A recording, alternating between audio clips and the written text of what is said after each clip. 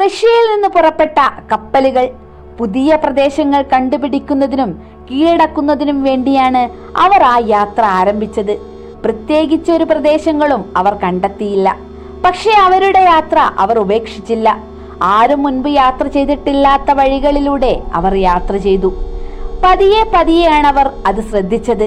കാലാവസ്ഥ ശക്തമായി മാറുന്നുണ്ട്. തണുപ്പ് വളരെയധികം കൂടി വരുന്നു. കപ്പലിലെ എല്ലാവരും തന്നെ വിറയ്ക്കാൻ ആരംഭിച്ചു. അവരുടെ ജീവിതത്തിൽ ആദ്യമായിട്ടായിരുന്നു ഇത്രയും തണുപ്പ് അനുഭവപ്പെടുന്നത്. പക്ഷേ എന്തൊക്കെ വന്നാലും തിരിച്ചു പോവില്ല എന്നൊരു തീരുമാനം അവരെടുത്തു. കപ്പലുകൾ മുൻപോട്ട് തന്നെ പോയി. കാലാവസ്ഥ അതിശക്തമായി അവരെ ചൂഷണം ചെയ്യുവാൻ ആരംഭിച്ചു. പെട്ടെന്നാണ് അവരുടെ കണ്ണിൽ അത് പെടുന്നത്. ദൂരെയായി ഒരു കര. കപ്പലുകൾ ആ കരയെ ലക്ഷ്യം വെച്ച് നീങ്ങി. അങ്ങോട്ട് അടുക്കും തോറും അതിശക്തമായ കാറ്റാണ് അവർ നേരിട്ടത്. കപ്പലുകളുടെ വേഗതയെ അത് സാരമായി തന്നെ ബാധിച്ചു. പക്ഷേ എത്ര കഷ്ടപ്പെട്ടിട്ടാണെങ്കിലും അവിടേക്ക് കപ്പൽ അടുപ്പിക്കണമെന്ന ദൃഢനിശ്ചയം അവർക്കുണ്ടായിരുന്നു. അങ്ങനെ ഒടുവിൽ അവർ ആ കരയിലെത്തി. അതൊരു സാധാരണ പ്രദേശമായിരുന്നില്ല. ഭൂമിയിൽ എവിടെയും ഇങ്ങനെയൊരു പ്രദേശം അവർ കണ്ടിട്ടുണ്ടായിരുന്നില്ല. കാറ്റു കാരണം നേരെ നിവർന്നു നിൽക്കാൻ പോലും അവർക്ക് കഴിയുന്നുണ്ടായിരുന്നില്ല. എന്നാൽ അവരെ ഞെട്ടിപ്പിച്ചത് അവിടുത്തെ കാറ്റ് മാത്രമായിരുന്നില്ല, അവിടുത്തെ മഞ്ഞാണ്. മഞ്ഞുകൊണ്ട് മൂടിയ ഒരു പ്രദേശമായിരുന്നു അത്. അത്തരത്തിൽ നിരവധി പ്രദേശങ്ങൾ കണ്ടിട്ടുണ്ടെങ്കിലും ഈ ഒരു സ്ഥലത്ത് വലിയൊരു പ്രത്യേകത ഉണ്ടായിരുന്നു. അവർക്ക് ചിന്തിക്കാൻ പറ്റാത്ത ഉയരത്തിലായിരുന്നു അവിടെ മഞ്ഞ് വീണിരുന്നത്. ഏകദേശം 4 കിലോമീറ്റർ ഉയരത്തിൽ. ഭൂമിയിലെ നിഗൂഢമായ ഒരു ഭൂഖണ്ഡമാണ് അന്റാർട്ടിക്ക. മഞ്ഞിനാലാണ് ആ ഭൂഖണ്ഡം പൂർണ്ണമായി മൂടപ്പെട്ടിരിക്കുന്നത്. അതുകൊണ്ട് തന്നെ ഭൂമിയിലെ ഏറ്റവും തണുപ്പുള്ള പ്രദേശവും അന്റാർട്ടിക്ക തന്നെ. എന്നാൽ ഈ തണുപ്പിനേക്കാൾ ഉപരി നിരവധി കാര്യങ്ങൾ അന്റാർട്ടിക്കയിൽ മറഞ്ഞിരിക്കുന്നുണ്ട്. അവയിൽ ചിലതാണ് ഇന്ന് നാം പറയാനും അറിയാനും പോകുന്നത്. Welcome back to Nimmi's vlog. ഭൂമിയിലെ ഏറ്റവും കാറ്റ് വീശുന്ന സ്ഥലം അന്റാർട്ടിക്കയാണ്. ഭൂഖണ്ഡത്തിന്റെ ആകൃതിയെ വരെ ആ കാറ്റ് വളരെയധികം സ്വാധീനിക്കുന്നു.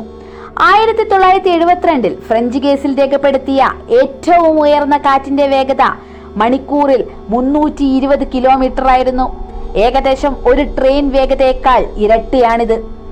അന്റാർട്ടിക്കയിലെ മഞ്ഞുപാളികൾ നിലവിൽ ലോകത്തിന്റെ മൊത്തം ഐസിന്റെ 90% അതുപോലെ ശുദ്ധജലത്തിന്റെ 70% ഉൾക്കൊള്ളുന്ന ആ മഞ്ഞ് മുഴുവൻ ഉരുകിയാൽ ഭൂമിയുടെ സമുദ്രനിരപ്പ് 200 അടി ഉയർത്തുവാൻ ആവശ്യമായ വെള്ളം അവിടെയുണ്ടാകും. ഇന്നത്തെ അന്റാർട്ടിക്കയുടെ അവസ്ഥ ഇതാണെങ്കിലും എല്ലായ്പ്പോഴും യാഥാർത്ഥ്യത്തിൽ ഇങ്ങനെ ആയിരിക്കില്ല. 100 മില്യൺ വർഷത്തോളം അന്റാർട്ടിക്കയിൽ മഞ്ഞുണ്ടായിരുന്നില്ല. ഏകദേശം 34 മില്യൺ വർഷങ്ങൾക്ക് മുൻപാണ് കാലാവസ്ഥ ഈ ഒരു രീതിയിലേക്ക് മാറിയത്.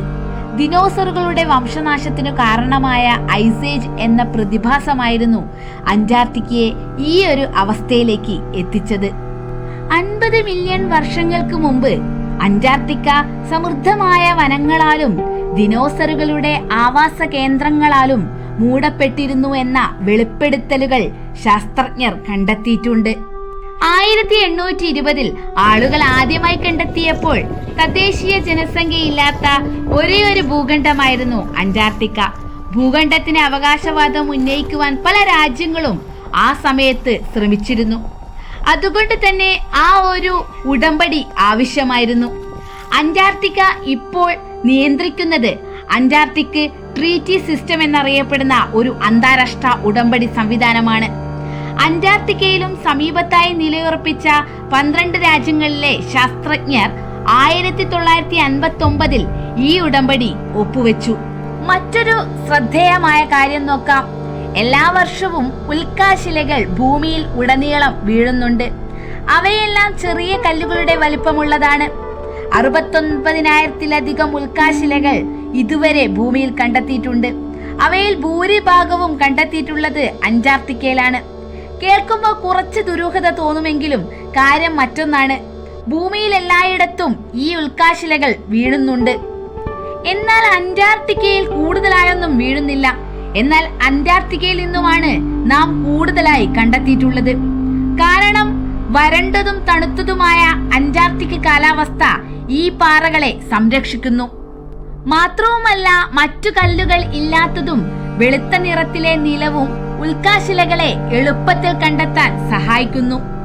അന്റാർട്ടിക്കയിൽ 2 സീസണുകളാണുള്ളത്, വേനൽക്കാലവും ശൈത്യകാലവും.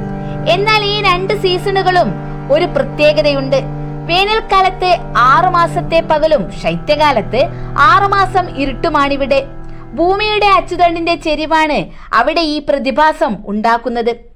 വേനൽക്കാലത്ത് അന്റാർട്ടിക്ക സൂര്യനിലേക്ക് ചെരിഞ്ഞ് സ്ഥിരമായ സൂര്യപ്രകാശത്തിലാണ്. ശൈത്യകാലത്ത് ഇത് തിരിച്ച് സംഭവിക്കുന്നത് മൂലം ഭൂഖണ്ഡം ഇരുണ്ടതാവുന്നു. മറ്റൊരു ഇൻട്രസ്റ്റിംഗ് കാര്യമുണ്ട്. ചൊവ്വാഗ്രഹത്തെ കുറിച്ച് കൂടുതൽ അറിയാൻ നാസ അന്റാർട്ടിക്കയിലേക്ക് ടീമുകളെ അയച്ചിട്ടുണ്ട്. കാരണം അന്റാർട്ടിക്കയ്ക്കും ചൊവ്വയ്ക്കും സമാനതകളുണ്ട്. 2 തണുപ്പാണ്, 2 സ്ഥലങ്ങളും വരണ്ടതാണ്. നാസ അന്റാർട്ടിക്കയിൽ പരീക്ഷണം നടത്തിയ റോബോട്ടുകളാണ് പിന്നീട് ചൊവ്വയിലേക്ക് ഇറങ്ങിയിട്ടുള്ളത്.